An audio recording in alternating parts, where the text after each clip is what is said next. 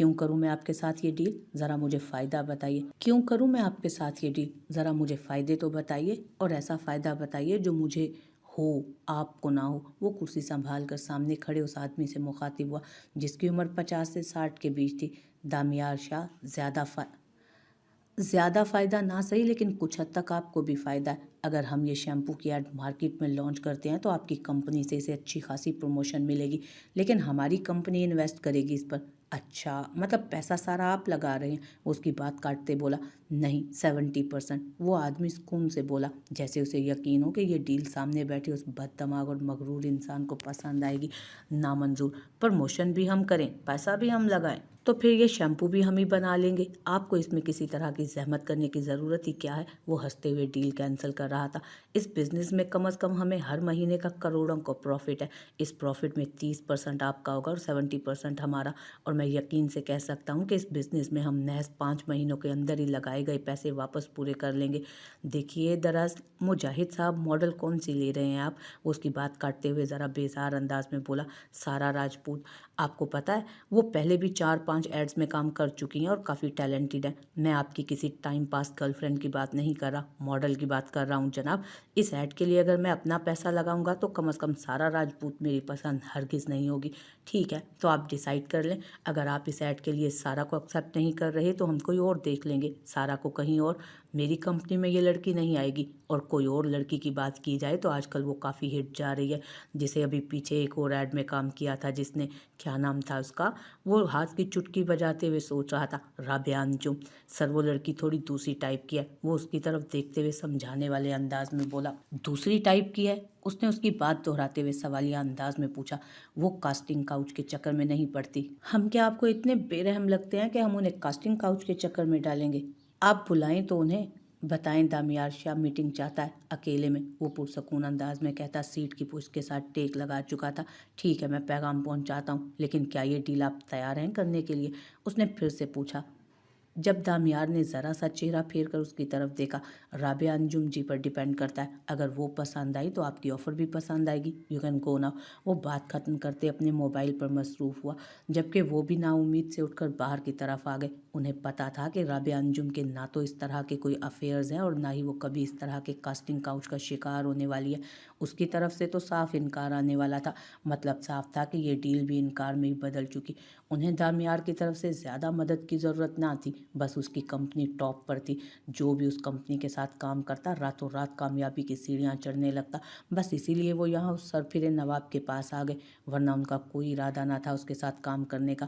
جس طرح کا وہ انسان تھا، مغرور، آوارہ، عیاش، وہ کبھی اپنی کمپنی کو اس کے رحم و کرم پر نہ چھوڑتے، لیکن اس وقت وہ مجبور تھے، انہیں اپنی کمپنی کو پروموٹ کرنا تھا، اور اس وقت دامیار شاہ سے بہتر آپشن اور کوئی نہیں تھا۔ رات کو کہاں تھے تم شہیر؟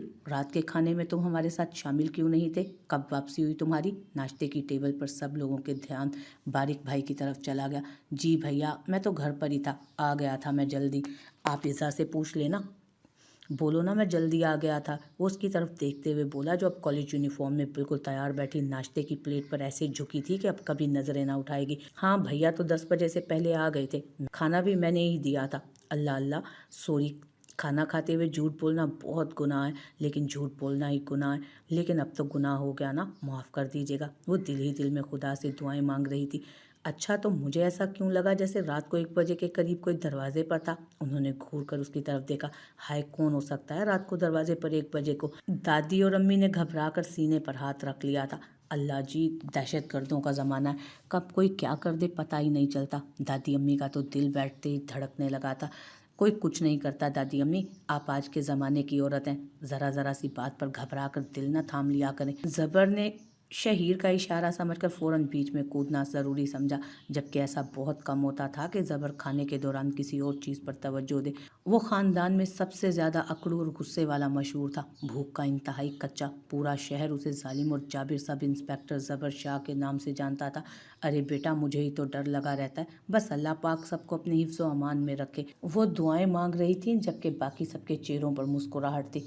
زبیدہ خانم اپنے ماں باپ کی اکلوتی بیٹی تھیں، بے تحاشا खूबसूरत होने की वजह से मुजफ्फर शाह का दिल उन पर आ गया था। घर रिश्ता भेजा तो मुजफ्फर शाह की ज़िंदगी के बारे में जानकर उनके घर की तरफ से साफ इनकार हो गया। मुजफ्फर शाह ने इस बात को अपनी अना का मसला बना लिया और उनके घर वालों को तंग करने लगे। हालात इतने ख़राब हो गए कि मजबूर होकर उन्हें ज़ुबैदा का रिश्ता मुजफ्फर शाह को देना पड़ा।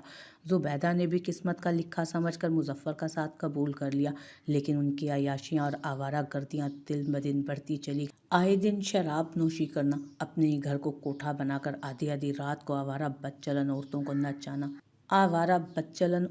नचाना और उन पर पैसा लुटाना। अपने ही घर को कोठा बनाकर आधी आधी रात को आवारा बदचलन औरतों को नचाना, उन पर पैसा लुटाना उनका पसंदीदा काम था। जितना हौसला और बर्दाश्त उनमें थी तब तक वो बर्दाश्त करती रहीं, लेकिन फिर आखिर बेटे की पैदाइश पर उन्होंने शोहर को ये सारे काम करने से मना किया। लेकिन उसे तो अपनी आज़ादी बेहद अजीज़ थी। वो ज़ुबैदा को आए दिन मारने पीटने लगा। आखिर तंग आकर ज़ुबैदा एक दिन बिना उन्हें कुछ भी बताए उनके घर से निकलकर अपने माँ बाप के दर पर लौट आई। मुजफ्फर के गुस्से की कोई इंतहा न रही। शराब के नशे में उनके घर आया और उन पर बेबुनियाद इल्ज़ाम लगाए, यहाँ तक कि ये कह दिया कि वो अपने किसी आशिक के साथ भाग कर यहाँ आई है। वो जैसा खुद था उसने ज़ुबैदा के लिए भी वैसी ही ज़ुबान इस्तेमाल की। अपने बेटे को उसकी गोद से लेकर उन्हें तलाक सुनाकर चला गया। हालात इतने ख़राब हो जाएंगे वो कहाँ जानती थी। वो तो बस कुछ वक्त के लिए सुकून के लिए अपने मायके आई थी, लेकिन शायद अब मुजफ्फर शाह का दिल उनसे भर चुका था। उसे उनकी ज़रूरत ही ना थी। उसे जिसकी ज़रूरत थी वो उसे ले गया था। वो 3 साल तक अपने बच्चे के लिए तड़पती रही। आखिर 3 साल के बाद उनके घर वालों ने उनकी दूसरी शादी कर दी। मज़हर में से उनको 2 बेटे और 1 बेटी थी, बिल्किस, उसामा और तैयब। उनके साथ उनकी ज़िंदगी जैसे जन्नत बन गई थी, लेकिन इसके बावजूद भी वो अपने उस बेटे को नहीं भुला सकी जिसने उनकी गोद को भर दिया था। उनका पहला बच्चा, उनकी पहली औलाद। उन्होंने उससे मिलने की बहुत कोशिश की।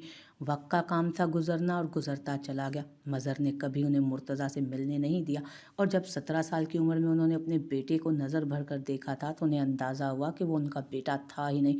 वो अपने आवारा अय्याश बाप की तरह बल्कि उससे भी 4 कदम आगे था। उसने अपनी माँ की तरफ आंख उठाकर भी नहीं देखा, बल्कि कह दिया कि तुम जैसी आवारा औरत जो अपना घर ना बसा सकी बल्कि अपने आशिक से दूसरी शादी करने के लिए घर से भाग गए, उसकी मेरी ज़िंदगी में कोई जगह नहीं। तुम मेरी माँ नहीं, एक गाली हो, और मैं किसी गाली को अपनी माँ नहीं कह सकता। ये अल्फाज थे या खंजर जो उनके दिल को ज़ख्म ज़ख्म कर गए। वो खामोशी से लौट आई थी अपनी जन्नत में। कुछ अरसे बाद उन्हें मुजफ्फर की मौत की खबर मिली कि उनको तो ना कोई अफसोस हुआ था और ना ही कोई खुशी हुई। हाँ, लेकिन धरती का बोझ कम हो गया था। लेकिन 32 बरस की उम्र में जवान जहान मुर्तज़ा की मौत ने उन्हें हिला कर रख दिया था। उनका बेटा भी खामोशी से उन्हें छोड़कर चला गया था। पता था तो सिर्फ इतना कि मुर्तज़ा का एक बेटा है, दामियार शाह, जो यकीनन उसी के नक्शे कदम पर चल रहा होगा। यकीनन वो भी उनसे नफ़रत करता होगा। आखिर वो तो नस्लों से उनसे नफ़रत करते आए थे, लेकिन उन्हें तो दामियार शाह से इज़्ज़ा थी क्योंकि वो उनके बेटे का खून था। बेशक उनके बेटे ने एक तवाइफ से निकाह करके उसे पैदा किया था। उसकी आंख खुली तो वो आईने के सामने खड़ी अपने बाल सुलझा रही थी, जो दामियार शाह की कल रात जो बुरी तरह से उलझ गए थे। उसके बदन पर दामियार की शर्ट थी। उसने सीधे उठकर बैठते हुए सिगरेट जलाकर उसे सर से पैर तक देखा। वो हसीन थी, बल्कि उसकी तारीफ में हसीन लफ्ज़ बहुत छोटा था। राबिया, राबी, तुम्हारे लिए सिर्फ राबी। वो अपने बाल पीछे करते हुए उसके करीब आ बैठी। वो एक हाथ उसकी कमर के गिर्द फैलाता उसे खुद से करीब कर चुका था। ये ऐड शूट करने में कितने दिन लगेंगे? उसके चेहरे से भीगे बालों को पीछे हटाते हुए उसके चेहरे को करीब करते हुए बोला, 1 वीक तो लग जाएगा डार्लिंग। वो दिलकशी से बोला था। 1 वीक तो लग जाएगा, 1 हफ्ता तुम्हें बर्दाश्त करना पड़ेगा। वो बुड़बुड़ाया। तो 1 वीक तुम्हें बर्दाश्त करना पड़ेगा, वो बुड़बुड़ाया था। राबिया ने उसके होंठों को पढ़ने की कोशिश की लेकिन नाकाम रही। क्यों, क्या हुआ, तुम परेशान क्यों हो गए? वो उसके गिर्द बाजू फैलाते हुए मज़ीद उसके पास आते हुए बोली, कुछ नहीं, मैं 1 हफ्ते से पहले शायद ऑस्ट्रेलिया चला जाऊं। मेरी बहुत इंपॉर्टेंट मीटिंग है। मैं चाहता था कि मैं तुम्हें साथ लेकर जाऊं। उसने एक बेबाक नज़र अपनी शर्ट को देखा था। ऑस्ट्रेलिया? वाकई? तुम्हें पता है मैं वहाँ कभी नहीं गई। मुझे बहुत शौक़ है, लेकिन शूटिंग ख़त्म करने के बाद ही हम जा सकते हैं ना? वो एक अदा से पूछ रही थी, जबकि वो सिर्फ कंधे उचका गया। उसका राबिया के साथ 1 मिनट भी काटना अब मुश्किल हो गया था। क्योंकि जितनी अच्छी वो उसे ऐड में लगी थी उतनी ही अच्छी वो उसे अपने साथ नहीं लगी थी। वो उससे जान छुड़वाना चाहता था, वो भी 1 हफ्ते से पहले उसके साथ वो मज़ीद 1 मिनट भी ज़ाया नहीं करना चाहता था। जितने उसके नखरे थे कि वो कास्टिंग काउच के चक्करों में नहीं पड़ती, किसी के बिस्तर की ज़ीनत नहीं बनती, किसी को अपना नाजायज़ फ़ायदा नहीं उठाने देती, इन सब चीज़ों ने उसे काफ़ी मुतासिर किया। लेकिन कल रात 8 बजे से लेकर सुबह 10 बजे तक उसे उसमें ऐसी कोई दिलचस्पी महसूस नहीं हुई कि वो उसे मज़ीद 1 सेकंड भी अपने साथ रख सके। वो उसे मज़ीद 1 सेकंड भी अपने साथ नहीं रख सकता था। तुम ये शूटिंग कंप्लीट करो बेबी, हम इसके बाद मिलेंगे। वो नोटों की गड्डी बेड पर फेंकते हुए उसके करीब से उठा था। क्या मतलब, तुम इतने दिन मुझसे नहीं मिलोगे? वो परेशानी से पूछने लगी थी, लेकिन जल्दबाजी में भी वो नोटों की तुम ये शूटिंग कंप्लीट करो बेबी, हम इसके बाद मिलेंगे। वो नोटों की गड्डी बेड पर फेंकते उसके करीब से उठा था। क्या मतलब, तुम इतने दिन मुझसे नहीं मिलोगे? वो परेशानी से उससे पूछने लगी, लेकिन जल्दबाजी में भी वो नोटों की गड्डी उठाना भूली नहीं थी। नो डार्लिंग, मैं नहीं मिल सकूँगा तुमसे। बताया तो है कि अभी ऑस्ट्रेलिया भी जाना है, ज़रूरी मीटिंग है। तो क्या मेरे लिए तुम ये मीटिंग छोड़ नहीं सकते? वो उसके करीब आते हुए अदा से बोली थी। ये बहुत ज़रूरी मीटिंग है, अपनी मीटिंग तो मैं अपने लिए भी नहीं छोड़ सकता। तुम तो फिर अभी आई हो मेरी ज़िंदगी में, खैर मिलूँगा तुमसे। वो बस इतना कहकर वहाँ से निकलने लगा। अपनी शर्ट तो लेते जाओ। वो दीवार के साथ टेक लगाते उसे अदाएं दिखाती अपने करीब बुला रही थी। मुझे इस्तेमालशुदा चीज़ें पसंद नहीं आती, इस बात का अंदाज़ा तो तुम्हें रात को ही हो गया होगा। वो जवाब देते कमरे से निकला, जहाँ बाहर खड़ा मुबशिर उसकी ब्रांडेड शर्ट पकड़े खड़ा था, जबकि वहाँ अंदर खड़ी राबिया अंजुम उसकी बात को बहुत अच्छे तरीके से समझ गई थी। अरे राहील, अंदर आओ, तुम वहाँ बाहर क्यों खड़े हो? वो अपने ऑफिस में बैठा कोई ज़रूरी काम कर रहा था जब उसे राहील अपने ऑफिस के दरवाजे पर खड़ा नजर आया। उसे खुशगवार हैरत हुई। कैसे हो तुम दामियार? उसके ऑफिस में दाखिल होते वो उससे हाथ मिलाता सामने वाली कुर्सी पर बैठ गया। हम जैसे लोग कैसे हो सकते हैं मेरे यार? वो शरारत से आंख दबाकर बोला। उसके अंदाज पर राहील भी कहका लगाकर हंसा। सुना है मैंने आजकल राबिया अंजुम के साथ हो तुम? अरे नहीं नहीं, बकवास थी वो, फजूल, ज़ीरो इंटरेस्ट, सिर्फ दूर से ही अच्छी लग रही थी। खैर तू तो पाबंद होने वाला है, मेरा मतलब है शादी वादी की खबरें उठ रही हैं तेरी। शादी कर रहा हूँ, खुद को किसी का पाबंद नहीं कर रहा, ये तो घर वाले पीछे लगे हैं शादी करवाने के। और मैं तुझे भी यहाँ इस सिलसिले में ही बुलाने के लिए आया था। ये रहा शादी का कार्ड, और अब वक्त पर आ जाइएगा आप। अरे नहीं नहीं, मैं नहीं आ सकता, मैं तो वैसे भी आज शाम की फ़्लाइट से ऑस्ट्रेलिया जा रहा हूँ, मेरी वापसी 1 हफ्ते के बाद है। उसे बिना किसी तरह का बहाना बनाए वो फ़ौरन इनकार कर गया था। अरे यार, तेरी मीटिंग फ्राइडे को है ना, तो सैटरडे को तो तू वापस आ जाएगा। वैसे भी मेरी शादी मंडे वाले दिन है। मैं तुझे मेहंदी मायों में आने के लिए फ़ोर्स नहीं करूँगा, सिर्फ शादी वाले दिन आ जाना, मेरा बाप खुश हो जाएगा यार। तेरे आने से ना मेरी शादी में थोड़ी रौनक ज़्यादा लग जाएगी, थोड़ी प्रमोशन हो जाएगी मेरे माँ बाप की कंपनी की। वो आंख दबाकर बोला तो दामियार कहका लगाकर हंसा। मतलब परस्त दोस्त बहुत देखे हैं, तू तो मतलब परस्त दुल्हा निकला। चल क्या याद करेगा, आ जाऊँगा तेरी शादी पर, लेकिन सिर्फ आधे घंटे के लिए। अरे मेरी जान, आधा घंटा भी बहुत है, और तू फिक्र मत कर, मेरी शादी पर आना तेरा वेस्ट नहीं जाएगा हरगिज़। ऐसी लड़की ढूंढ कर दूंगा कि 1 हफ्ते तक नशा नहीं उतरेगा तेरा। हाँ, पिछली वाली याद है मुझे, नशे का तो पता नहीं 1 हफ्ते तक जान नहीं छोड़ी थी उसने मेरी। वो उकताए हुए अंदाज में बोला। अरे यार, भूल जाना उसको, इस दफ़ा वाली चेक करना, किसी के हाथ नहीं आती, मेरी होने वाली बीवी है ना, उसकी सहेली है। वो आंख दबाकर बोला था, जबकि दामियार सिर्फ कंधे उचका गया। सर वो जो एडवर्टाइजमेंट की बात हुई थी उनको बैन करवा दिया है बारिक शाह ने, और वो आपके साथ इस डील को यहीं ख़त्म कर रहा है। उसका सेक्रेटरी ऑफिस में दाखिल होते उसे बताने लगा। बारिक शाह कौन होता है मुझे इनकार करने वाला? क्या वो जानता नहीं कि उसकी डील किसके साथ हुई है? वो अपने सेक्रेटरी को गुस्से से घूरते हुए पूछने लगा। जानता है जनाब, बहुत अच्छे तरीके से जानता है, और ये भी कहा है कि आप जैसे इंसान के साथ किसी तरह की डील करना वो लोग पसंद नहीं करेंगे। उन्हें पहले अंदाज़ा नहीं था कि ये न्यू एडवर्टाइजमेंट कंपनी आपकी है। अगर अंदाज़ा होता तो कभी इस कंपनी में कदम ही ना रखते, और उन्होंने आपके साथ काम करने से साफ इनकार कर दिया है। उन्होंने कहा है कि आपके साथ काम करने से बेहतर है कि वो किसी थर्ड क्लास गिरी पड़ी कंपनी के साथ कॉन्ट्रैक्ट साइन कर लें। उसके सेक्रेटरी ने हर्फ बहर्फ बारिक शाह की बातें दोहराई थी, जबकि वो हैरानगी से उन्हें सुन रहा था। क्या इस वक्त कोई कंपनी ऐसी भी थी जो दामियार मुर्तज़ा शाह के साथ काम करने से इनकार कर सकती थी? और वो भी तब जब कागजात पर साइन हो चुके थे, डील पूरी तरह से मुकम्मल हो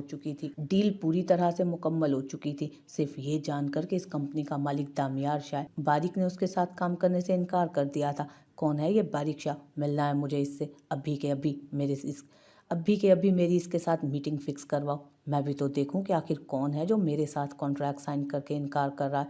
मैंने खुद उनके काम की तारीफ सुनकर उनकी तरफ हाथ बढ़ाया था और ये मुझे इनकार कर रहे हैं, मुझे, दामियार मुर्तज़ा शाह को। शायद ये लोग भूल चुके हैं कि कामयाबी का दूसरा नाम है दामियार शाह। कामयाबी का दूसरा नाम है दामियार शाह। मेरे साथ काम करके इनकी कंपनी रातों रात स्टॉक मार्केट में अपनी हैसियत बढ़ा सकती है, और कॉन्ट्रैक्ट फाइनल होने के बाद वो लोग इनकार कैसे कर सकते हैं। अब कल ही तो हम इस प्रोजेक्ट पर काम शुरू कर रहे हैं और आज ही बारिक शाह इनकार कर रहा है। मुझे खुद मिलना है इस आदमी से, मेरी मीटिंग फिक्स कराओ, आधे घंटे में मिलना चाहता हूँ मैं इससे। वो गुस्से से अपने सेक्रेटरी को देखते हुए बोला, बट सर, बारिक शाह ने कहा है कि वो आप जैसे लोगों के मुंह लगना पसंद नहीं करता, वो आपकी शक्ल भी नहीं देखना चाहता। बेहतर है कि एक दूसरे के चेहरे से वाकफियत हासिल करने से पहले हम ये डील यहीं ख़त्म कर दें। वो कुछ घबराते हुए बोला, जबकि दामियार उसे देख कर रह गया। मैंने कहा मुझे उस आदमी से मिलना है अभी और इसी वक्त मेरी उसके साथ मीटिंग फिक्स करो, वरना मैं उसकी पूरी कंपनी पर केस कर दूंगा, क्योंकि उसने मेरे साथ डील करने के बाद इनकार किया है और मैं इस तरह खुद को किसी को नुकसान नहीं पहुंचाने दूंगा और मैं इस तरह किसी को खुद को नुकसान पहुंचाने की इजाज़त हरगिज़ नहीं दूंगा। वो गुस्से से उसे घूरते हुए बोला तो वो जी सर कहता फ़ौरन वहाँ से निकला था, जबकि दामियार शाह का तो गुस्से से बुरा हाल था। उसकी अना पर गहरी चोट लगा गया था ये बारिक शाह। वो अपनी सोच में डूबा हुआ अपना गुस्सा ख़त्म करने की कोशिश कर रहा था जब अचानक राबिया अंजुम उसके ऑफिस में दाखिल हुई।